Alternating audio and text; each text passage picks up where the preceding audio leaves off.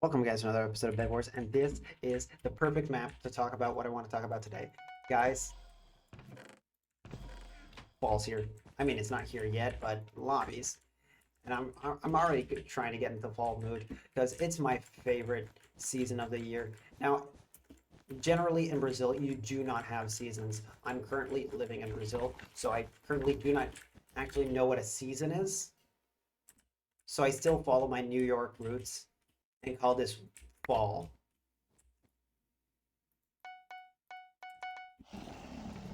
I'm going to say we're currently in fall. We gotta move back.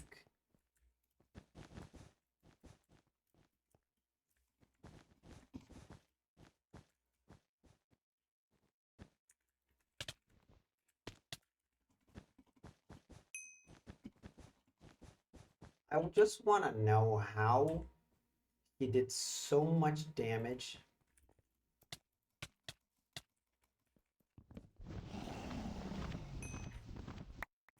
Okay, that's resolved. I don't need to commentate about that anymore.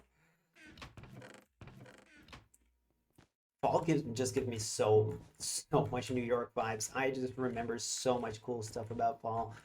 Now the thing is, my parents never let me celebrate Halloween, so I do not have memories about Halloween specifically, but I do have memories about fall.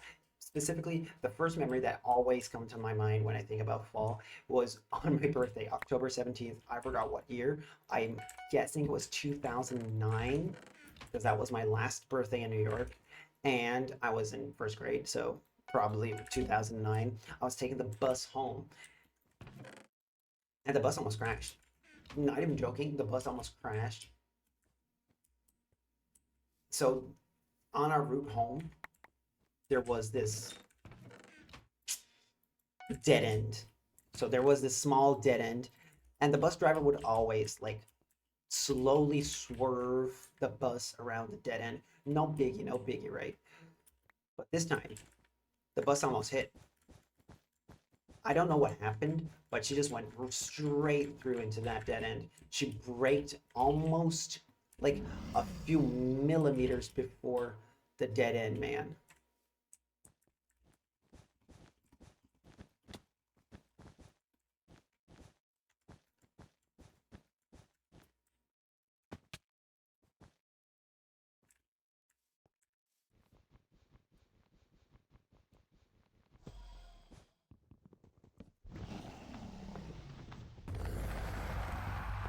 So all the children were screaming, of course, because I don't want to die. And I was the calmest and sanest person on board that bus. I swear, didn't break a single drop of sweat. I'm just like, what happened? Why am I not home? Why are there a bunch of children screaming? Swear to God, I was super calm at that moment. We leveled up on Hypixel. I'm the best.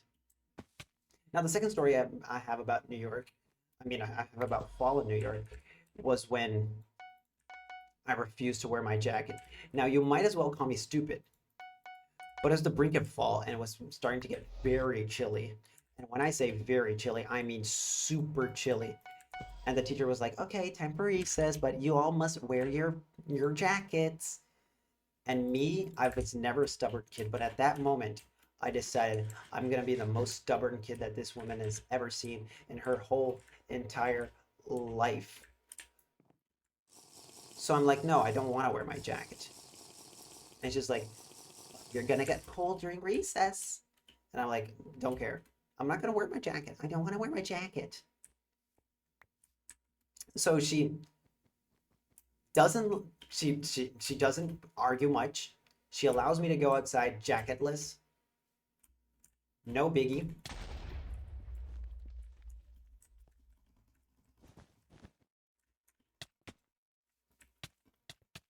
Oh my god.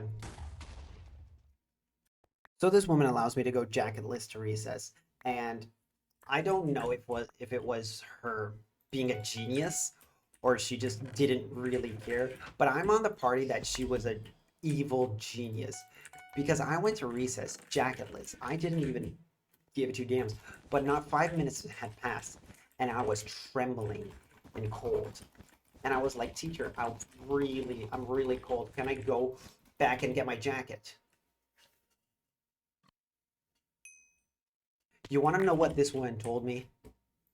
This woman straight up told me, no. You made your choices.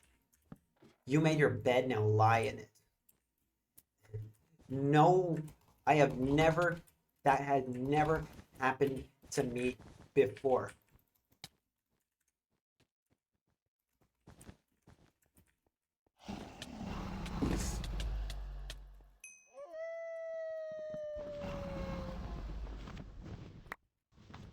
That stuff had never happened to me before. I was I was so surprised.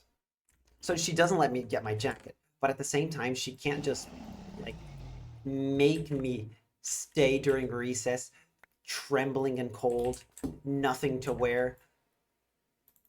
You want to know what this woman does? She sends me inside. She sends me inside. You don't want to wear your jacket? Okay, you're gonna stay inside now.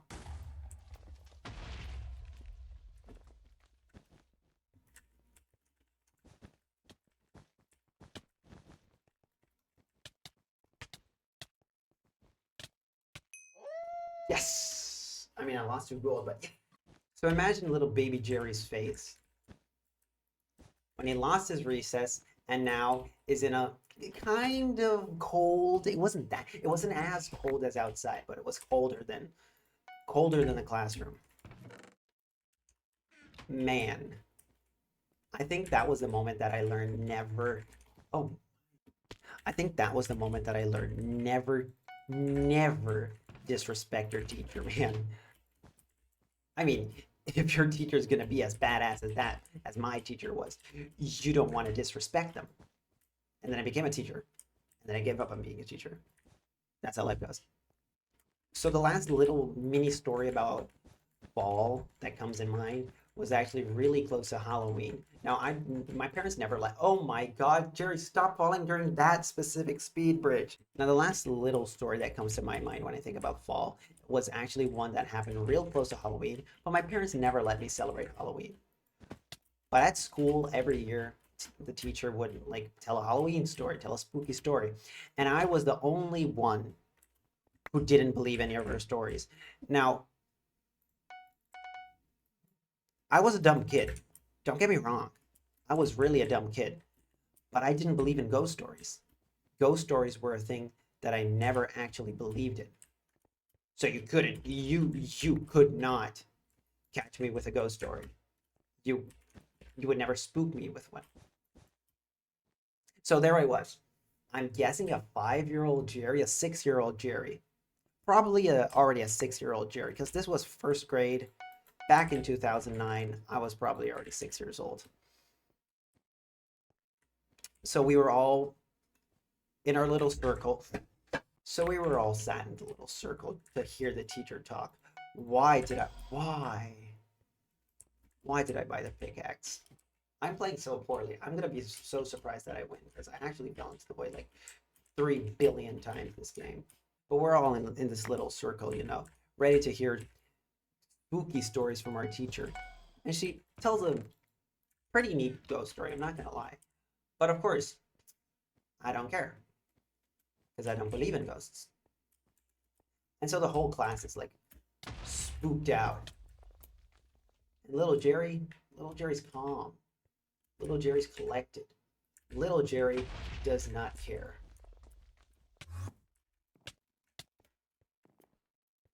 Come back here, sir. You are too rich to survive.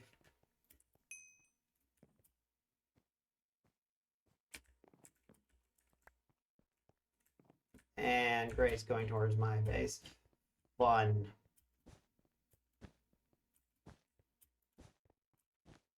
Oh no, wait. Is he? He is. So everyone's spooked out about these ghost stories, and I don't really care. I never did. And at the end of the ghost story, all of the kids are spooked out. And when I say all of them, I mean all of the kids were spooked out. And I'm just nonchalantly just sitting there.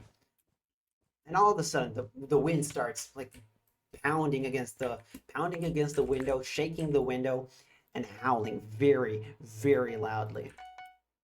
And everyone goes into a frenzy. Everyone goes into a frenzy. And I'm super calm. I'm super collected. Again, I don't really care about this bullshit about ghost stories. But I'm gonna be the instigator. I'm gonna make all these kids believe. So I start, oh my god, the ghost! He's come for us! What are we ever gonna do? He came here to haunt our souls. Our souls, man. What are we ever going to do?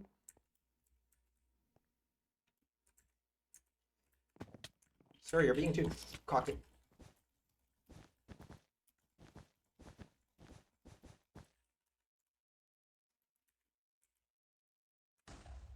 Wait, I still have one more.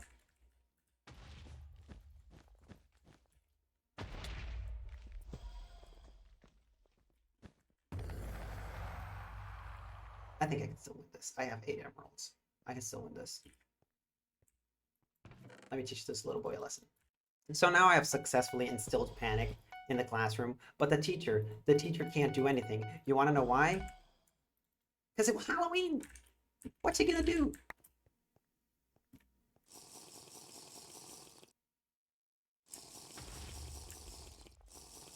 Okay, man. No running. No running for you, my sir.